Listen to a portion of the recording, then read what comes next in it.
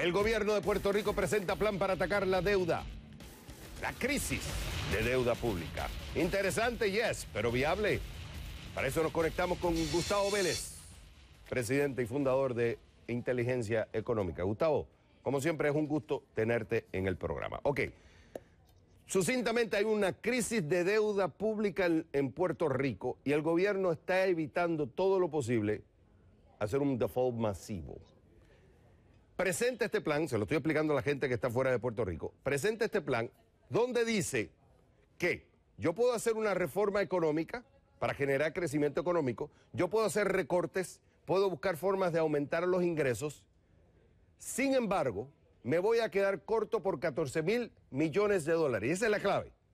Lo que quiere decir que si yo me quedo corto por 14,000 millones de dólares, en una deuda total de 71,000 millones de dólares aproximadamente, alguien va a tener que aceptar una pérdida. Y aquí viene el gobierno de Puerto Rico, le está diciendo a los acreedores, tú tienes que aceptar que no te puedo pagar 14,000 millones de dólares porque el plan, según las proyecciones que tengo, no me va a dar. Yo te pregunto a ti, Gustavo Vélez, ¿esa es la mejor decisión que puede tener el gobierno de Puerto Rico, decirle a los acreedores que tú tienes que aceptar una quita de tu deuda? Bueno, Xavier, hay un gran dilema muy planteado en el preámbulo de cómo podemos atender dos objetivos que aparentan estar encontrados. Por un lado, la responsabilidad legal, moral de esta deuda que hemos asumido como país, me parece que en algunas instancias de manera irresponsable, pero por otro lado, la debilidad macroeconómica que ha llevado al país a 10 años en la peor depresión que el país ha tenido en toda su historia. La gran pregunta es cómo podemos armonizar estos dos intereses de manera tal que cumplamos con los bonistas y a la misma vez podamos apoyar un proceso de reactivación de la economía puertorriqueña. Me parece que hay un problema de fondo de credibilidad de Puerto Rico y del gobierno ante una serie de promesas incumplidas a lo largo de la pasada década que de alguna forma limitan el espacio que tiene el gobierno para poder implementar el plan que el gobernador anunció en el día de ayer. Y de esa perspectiva me parece que los bonistas están ansiosos o están muy poco inclinados a darle al gobierno este espacio de una reestructuración que pudiera implicar un haircut, ¿no? Un corte del principal. Un corte principal. Así que este plan... Hay una cosa, Gustavo, para que la gente entienda, el plan, aquí lo que tengo es el sumario ejecutivo porque no voy a imprimir 78 páginas porque no quiero para que me acusen que estoy matando árboles, pero es un plan de 78 páginas. Entonces hay una cosa que ellos dicen, yo voy a incrementar los ingresos del gobierno y voy a reducir los gastos. Vamos a analizar esa parte primero. Por 12,000 millones de dólares. ¿Tú ves que esto es viable, lo que está proponiendo el gobierno en este plan?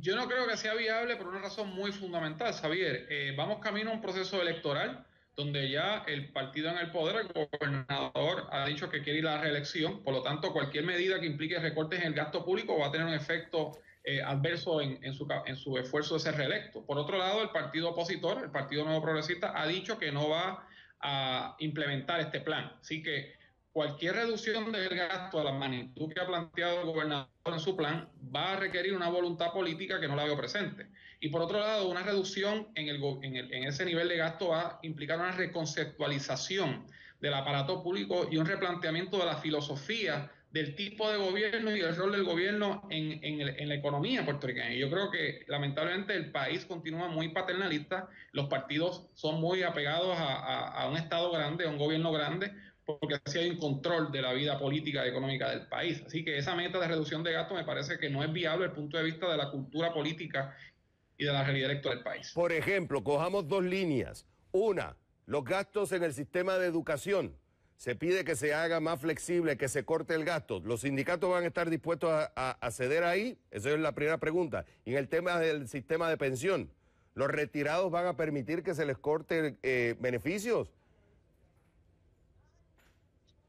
Esas son dos preguntas muy importantes, Xavier, y nos lleva a un segundo nivel en la discusión. Los distintos stakeholders, los distintos sectores afectados en cualquier programa de reformas de esta naturaleza, ya hay abiertamente oposición de ello. Puerto Rico, lamentablemente, los diferentes sectores de la sociedad no parecen estar muy dispuestos a asumir los respectivos costos. Así que es una situación, Xavier, que hemos discutido antes, cualquier programa de reforma, nadie va a salir ileso, ni el sector empresarial, ni el sector sindical, ni distintos sectores de la clase más de más altos ingresos, ni de la clase más humilde. Así que ya hay abiertamente oposición y no hay una capacidad de concertar para poder viabilizar muchas de estas reformas a nivel de los distintos programas gubernamentales. Fíjense cómo, en conclusión, y por eso es un tema que hay que seguir discutiendo, fíjense cómo sectores que van a tener que aceptar una pérdida están diciendo que no, y a la vez piden que los acreedores acepten una pérdida que también van a decir que no. ¿Hacia dónde vamos a llegar esto? Es una pelea que no termina y cada vez se pone más fea en medio de una depresión en el país. Gustavo Vélez, como siempre es un gusto tenerte en el programa.